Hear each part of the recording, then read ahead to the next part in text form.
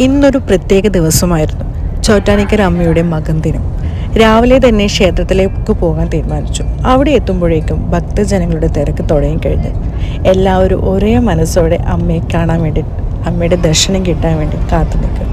Q വളരെ നീളമുള്ളതായിരുന്നു. ഏകദേശം ഒരു 7.5 മണിക്കൂറോളം നമ്മൾ ക്യൂവിൽ നിന്നു.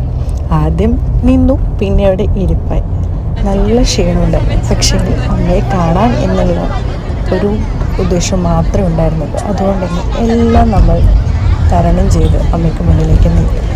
ഗുരുവായൂർ അമ്പലത്തിൽ ഉണ്ണികൃഷ്ണൻ ഓടിക്കളിക്കുന്നതും സദ്യ വിളമ്പുന്നതും കൃഷ്ണനാട്ടം കേൾക്കുന്നതും ഒക്കെ നേരിട്ട് കാണാറുള്ള വില്യമംഗലം സ്വാമി ഒരിക്കൽ കുംഭമാസത്തിലെ ചോറ്റാനിക്കര ക്ഷേത്രത്തിലെത്തിയപ്പോൾ ദേവിയെ നേരിട്ട് ദർശിച്ചു എന്നാണ് മകം തൊഴലിൻ്റെ ഐതിഹ്യം.